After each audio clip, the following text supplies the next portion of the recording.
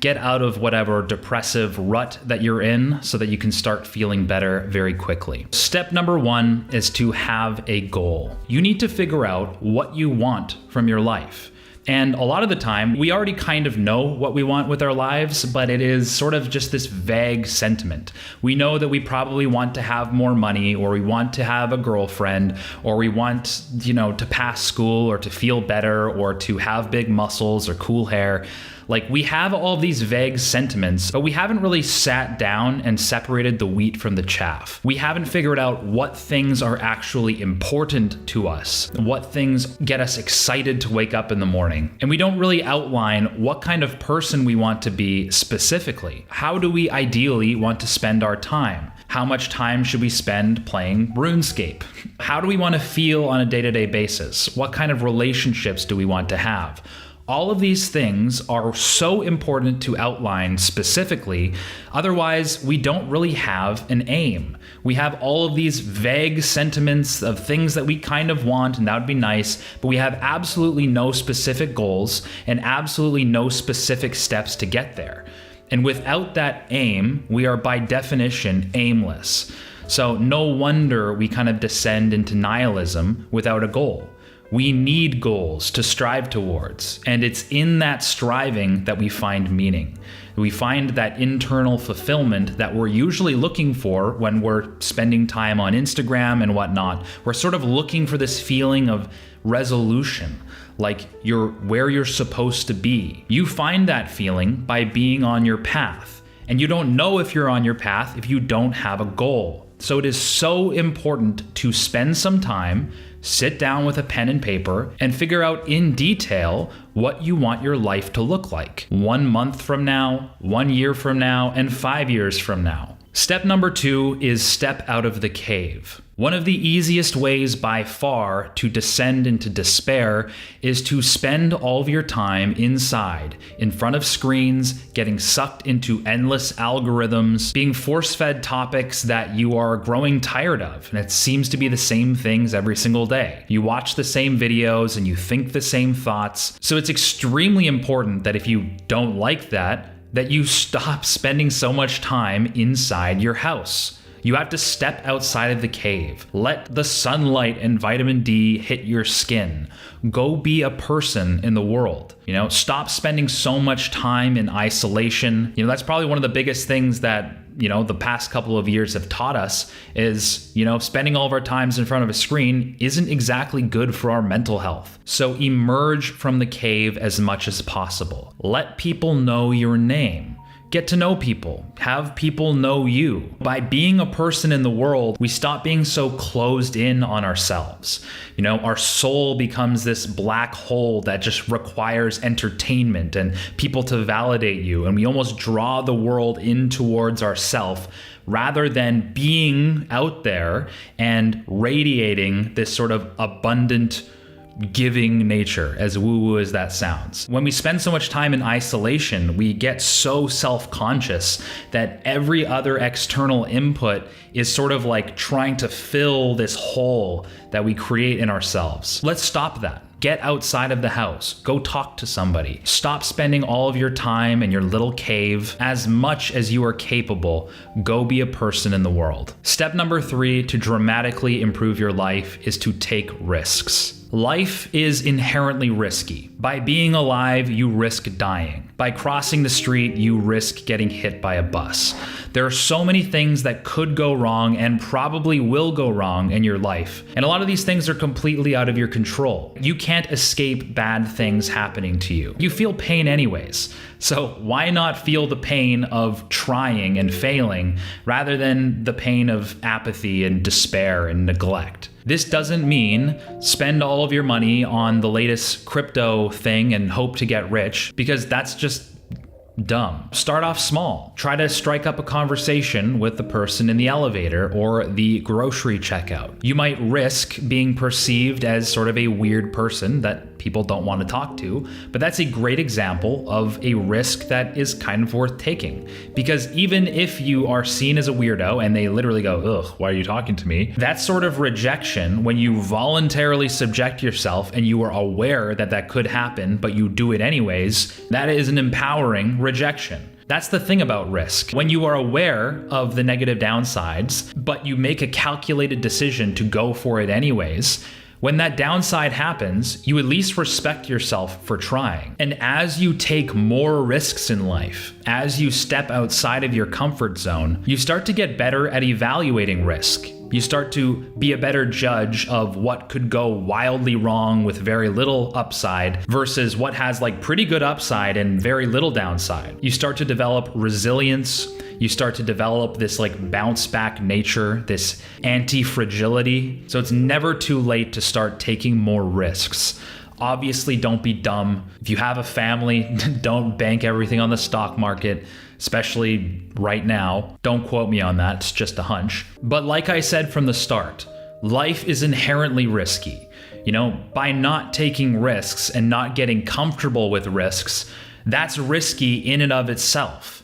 In fact, it's worse than risky because not only do you risk not getting what you eventually want in life, you pretty much guarantee it. So if you're starting to feel sort of apathetic in life, stop sitting at the shore, living in fear for the next big wave to get all of your clothes wet. Learn to surf and expect to be bad at the start, but you'll get better. The fourth thing that you can do to dramatically improve your life is to get out of your head. Assuming you followed step 1 and you developed a clear vision of what you want with your life and the things that you typically want to do each day, then you've already done plenty amount of thinking. So often in our lives, we think that we need to think things through in order to do something. But like for 99% of the things, we really do not. Like if you really feel like you should be getting back into the gym again and you start to feel inspired because you watch this like, I don't know, workout montage transformation video where like, oh yeah, man, I really should start going to the gym again. So you start looking up new workout clothes to buy. You start spending money on this like advanced YouTuber fitness influencer program. You spend all your money at GNC. It's like, you don't need to do this much thinking. Just go to the f***ing gym. Do the thing before you can even think about it. Because as soon as you start thinking, you already know you're an absolute master at finding a way to weasel out of it. Even if the rationale is fairly cohesive, the result is that you didn't end up doing it. So many things in life are like this. If you need to write your final essay, as soon as you think about it and you already know it's good for you, you need to become efficient at just putting one foot in front of the other and already start doing it. Like literally shut your brain off and start thinking about the essay when you've already written like 6 words for it. 99% of us have a problem of overthinking, not underthinking. Step number 5 is produce. Always produce more than you consume. And in this highly consumeristic culture, that is very challenging, especially if you are like most people nowadays, including myself if I'm not careful. So many of us sort of sit there living life passively. You know, we're living life on our heels, willingly hypnotizing us with whatever content is displayed for us when we enter in YouTube. You know, maybe that's this video. Maybe you've been incessantly watching self-improvement content. Click away from this video. You don't need this video. Like, come back to it later. Go do the thing that you're supposed to do. You know, go produce. Stop consuming content like this. You know, if it's the end of the day and, you know, you're kicking back and having a good time, then maybe keep on watching. But I'm literally going to screw myself with this video algorithm-wise because I genuinely mean it. Go do something more important. You know, life feels so much more exciting when you are creating more than you're consuming. If you like watching videos, learn to make them. If you like scrolling Instagram, looking at photos, learn to take them. The satisfaction that we're longing for when we're doom scrolling is the feeling of creation. It's being in the flow state, feeling like you are where you're supposed to be and you're doing something significant. You're putting something out into the world. So always try to produce at least as much as you consume, preferably more. Step number 6 is to welcome feedback. Don't just surround yourself with people who think exactly who you think and you have like 3 or 4 people that you talk to and you all have the same opinions about everything and you look with judgment on people who live life differently because your world is so small. That's pretty much everybody. It's important to have an inner circle. Absolutely. And a lot of the time, your inner circle will think a lot like you think. Absolutely. But surround yourself with people who challenge you, who want to hold you to a higher standard. If you start to stray off the path, they can bring you back onto it. And a lot of the time that won't be very comfortable. A lot of the time that'll be a hit to the ego. But you want to find people who want the best for the best version of you, not just people who want you to be comfortable all the time. Try to reflect on the fact that you probably don't know everything and there's a lot to learn from other people. This doesn't mean be spineless and not stand up for what you think is right, but do it in a way that is solution-oriented, not ego-oriented. You do not know everything. Number 7 is be vulnerable. Now, a lot of you might say, that one sounds pretty beta, to be honest with you. That sounds super beta. Joey's a beta. Sure. By being vulnerable, I don't mean expose your vital organs to a dirty bandit with a sharp knife. I mean, don't be afraid to be emotionally vulnerable, emotionally honest to your inner circle, to the people who are holding you to a higher standard. Now, what does this mean, and what's the utility of this? Well, let's look at the alternative. The alternative is to be secretive. To have things that you're ashamed of, that you never tell anybody, you stuff it down, you pretend it doesn't exist. And a lot of the time, when you have bad habits or addictions or something like that, and you keep them hidden, they tend to blossom in the shadows, right? They start to weigh on you far more than they probably should. When you don't expose your flaws and your darker side to anybody, when you're not emotionally vulnerable and honest, no one really knows who you are. You conceal a part of yourself from the world. Reflect on your life. Are there things that you do behind closed doors that you wouldn't do if that door were to swing open and grandma was home? That's a very weird way to put it. And if there are things that we do that we don't want to admit to other people, it's important to find the courage to let somebody know, somebody that you trust. This is a very Christian idea, actually. Confession isn't for God or for the priest or for a person that you're confiding in. It's for you. It's to shed light on the darker aspects of yourself, to sort of heal it, to purge it in a way. Because these darker sides of ourselves thrive in secrecy. Don't be afraid to confide in somebody that you trust about things that you're not so proud of, because a weight will come off your shoulders every single time. It's cathartic. And then you can live your life with more freedom to sort of pursue the higher version of yourself. Where do you find these types of people? Outside of your house. Thing number 8, to dramatically improve the rest of your life. This one's probably the hardest one to do. It's the one that I struggle with the most, and that is to embrace conflict. Now, this one might sound interesting, but the alternative is to run from conflict. If you have a problem with something, let somebody know, right? Otherwise, you're an absolute doormat. If someone wrongs you, does something to hurt you, does something out of line that you don't appreciate, don't just be like, oh, no, it's okay. Because if it's not okay, it's not okay. Don't say that it's okay. Because by doing that, you look weaker, so that person is more likely to take advantage of you in the future. They say wow, this guy's an absolute doormat. But far worse is that you don't respect yourself as much. You say wow, I just let people walk all over me because I don't want to deal with slight discomfort in the short term. That's something I struggle with personally. I'm a pretty agreeable person a lot of the time. I want to make sure everyone's comfortable and having a good time. And, I have fairly thick skin. I played hockey and, dressing room culture in small town Canada. People throw jabs. And I don't think that being overly sensitive is particularly beneficial in that circumstance. You do have to let stuff kind of bounce off a little bit. But when something crosses the line, you know it. And a lot of the time, those aren't little jabs or, humor. A lot of the time, that's just straight up disrespect. They say something about a family member of yours, or at work, something genuinely unfair or unprofessional or unsafe happens. Don't just be that's all right. Yeah, don't worry about it. You have to speak up, right? Otherwise, you don't have a spine. And if you've gotten in the habit of doing this over years and years and years, you almost have to like re-earn your spine again. And that's tough. That's really tough. It's something that is extremely important because that goes along with honesty. Speak the truth.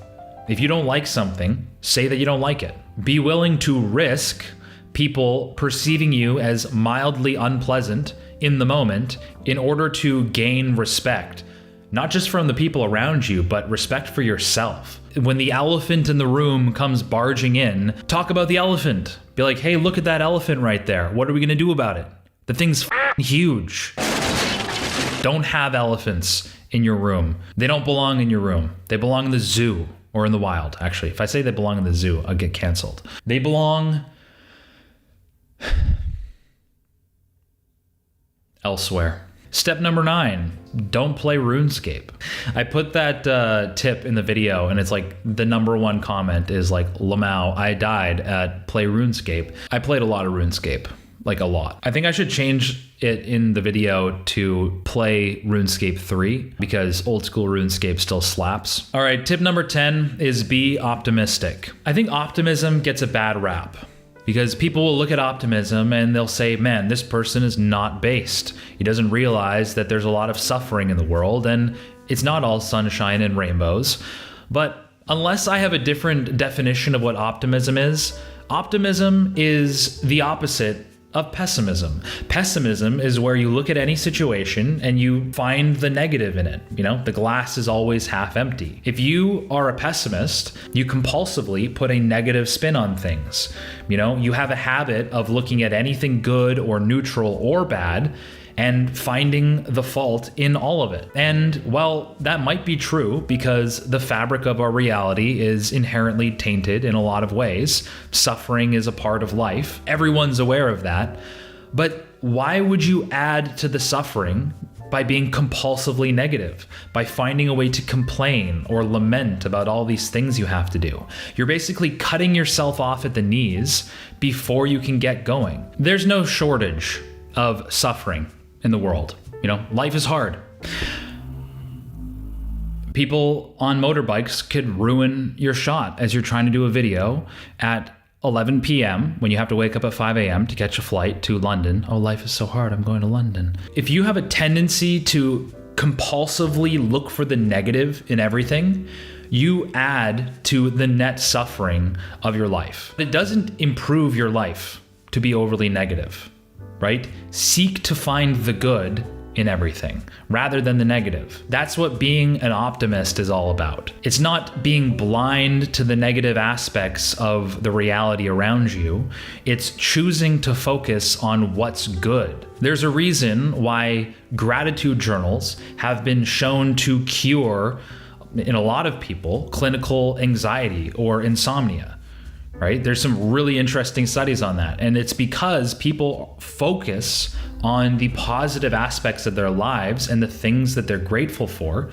It doesn't mean that they like created anything new. They're just remembering things differently and they feel better about their lives, right? They have a internal peace that they're fostering because they're able to habitually see the positive aspect of things. And there's the motorcycle again. I love the motorcycle because it reminds me of what an amazing job I have. Do I actually think that? I don't know, but I feel good rather than negative. And if you're really good at being a pessimist, it's really difficult to actually recognize when you're doing it because you do it so regularly and it's such a intellectual sleight of hand that it's really hard to pick up a lot of the time. This is a very difficult thing to do, to remain optimistic in times of trial. It's not easy, but it is deeply meaningful and it is deeply satisfying to try to be that person. So try to recognize all the little ways that you are being negative about yourself, being negative about your capabilities, about your future, about your past, your present. Try to find all the little ways that you're spinning little fun little spider webs into negativity. I don't know how that makes sense, it doesn't. But neither does being negative. So if you've made it to the end of this video, try that today. for the rest of the day, or make a note of it tomorrow, be extra mindful about the stories you tell yourself about the world around you and about your own life. Is this a hopeful story? Or is this an overly bleak and negative story with no aim and no encouragement? The world isn't a very encouraging place, and the last person that should be robbing you of encouragement is yourself. Your life gets better when you're optimistic. I will die on that hill. If you have been not feeling so good, you watched my last video and it made things worse, then hopefully by listening to some of these tips, you are starting to get some ideas as to how you can start feeling better. And again, a lot of these things are just scratching the surface. Maybe these things weren't very practical or hands-on, but hopefully they got your mind working as to how to get out of some of the negative thought patterns that we find ourselves in, so that you can dramatically improve the remainder of your life.